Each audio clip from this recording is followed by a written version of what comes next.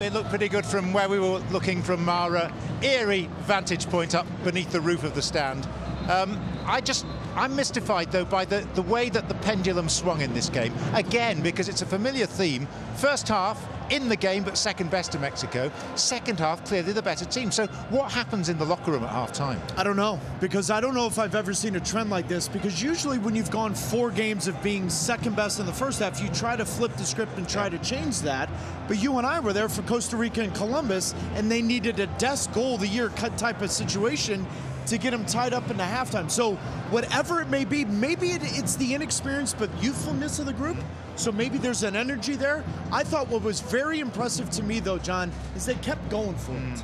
You know, they weren't shy of the moment. Even when passes were going astray in the first half. Absolutely. They were a little sloppy. Even Tyler Adams of the world for the United States were giving away possession. I think Mexico was extremely defeated to not leave that first half with a goal. But the second half is as impressed as I've been of this team in a long, long time because of how 50-50 the first half was. Now, I know it goes against the grain, but just try and appreciate a defender for once in your life. Walker Zimmerman tonight. Fantastic. Best game he's ever had for the United States in that jersey, in the biggest game he's ever played in.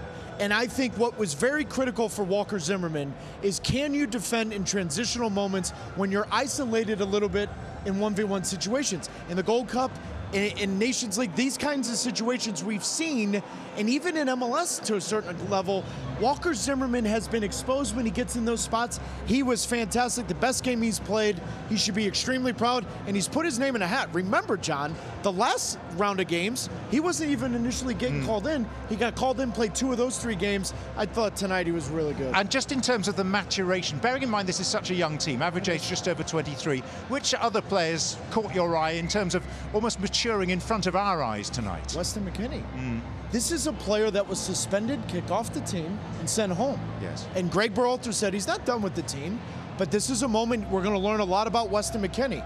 And a lot of us said, you know what, our money's on Weston McKennie because he's the kind of charismatic player that's going to figure it out. He did so. We saw glimpses of it with Juventus and Serie A. But tonight, the Jermaine Joneses of the world that say they want to see the Schalke Weston McKennie, you saw that. He wasn't trying to spielmark. He wasn't trying to be the special player in the midfield.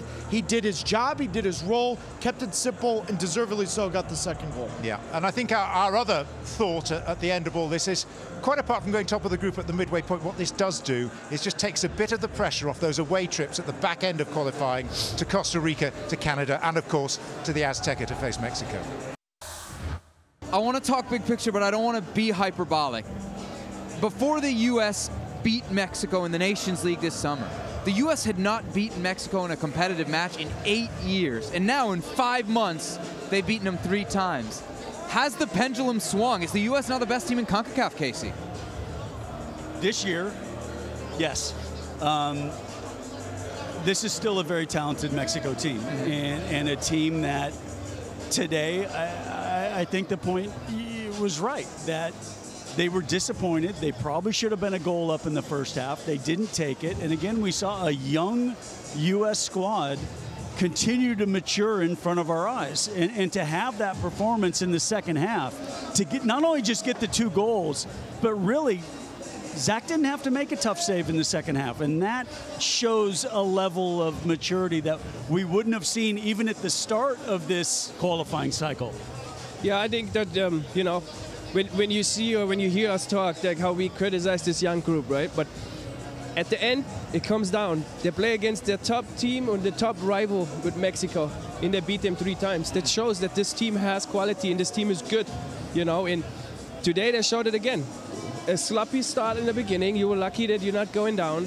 But then coming out of this and showing in the second half, a definitely good team. And good what was the thing we've been waiting for in that 8-year period? A level of heart. Yeah. What have we seen in these 3 performances to beat Mexico? A whole lot of heart. Thanks for watching ESPN on YouTube. For more sports highlights and analysis, be sure to download the ESPN app. And for live streaming and premium content, subscribe to ESPN+.